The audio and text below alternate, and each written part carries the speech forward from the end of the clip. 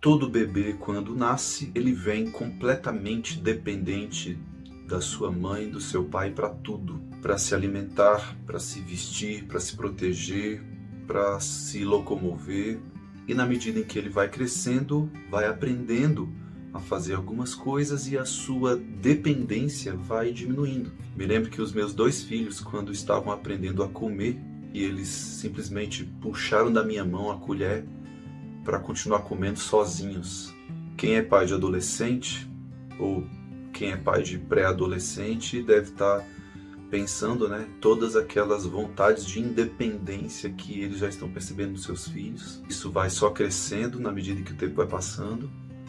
Mas a pergunta fica: até quando os nossos filhos permanecem dependentes da gente?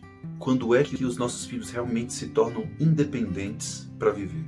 Bem, todos os estudiosos dessa área, psicólogos, médicos, etc., falam de estágios em que a criança vai adquirindo independência para cada aspecto da vida. Uma que me fascina muito entender assim e ver como a criança começa a desenvolver é a independência nas relações interpessoais. De simplesmente ele saber dialogar com outra pessoa, começar e terminar uma conversa. Quando a criança vai para a escola e chega contando alguma coisa que aconteceu lá e ele resolveu sozinho, para mim essa é uma das partes mais interessantes assim da independência da criança.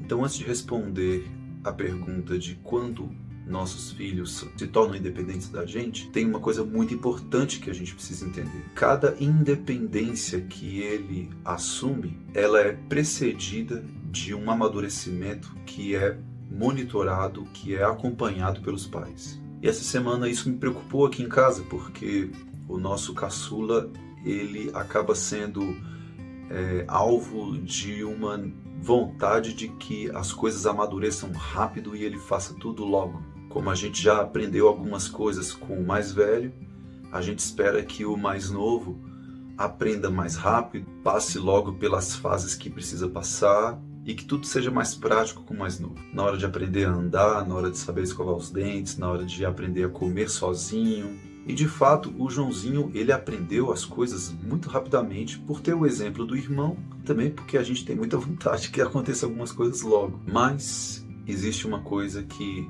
ela é verdadeira e ela deve ser seguida: respeitar o amadurecimento de cada um dos nossos filhos no tempo certo. Essa ideia de queimar etapas para que os nossos filhos cresçam logo e amadureçam e a gente mostre que ele consegue fazer logo as coisas, pode ser prejudicial em alguns aspectos. Que ele vá sozinho para a escolinha, que ele assuma alguma coisa na igreja, que faça as tarefas sozinho, que ele não precise de acompanhamento para aprender a falar alguma coisa, que ele saiba lidar com as emoções rapidamente sozinho, que ele se vire para resolver algum problema com o amiguinho, que a gente fique comparando com o irmão mais velho porque já sabe fazer alguma coisa. E ao mesmo tempo nós estamos perdendo aquele momento de descobrir as características que são só daquele filho.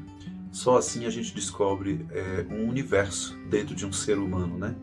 Porque ter mais de um filho, às vezes a gente acha que as coisas vão se repetir, mas existem novas descobertas a cada minuto para cada um deles. Então, mesmo com todos os estudos e todas as contribuições que a ciência nos dá, eu gosto de pensar que a independência dos nossos filhos, ela só acontece no último dia em que eles estão na nossa casa. Porque se a gente fez tudo o que a gente pôde fazer por eles, até esse dia, eles ainda têm o que aprender e a gente também. A Bíblia também fala sobre essa independência como o filho sendo uma flecha na mão de um guerreiro.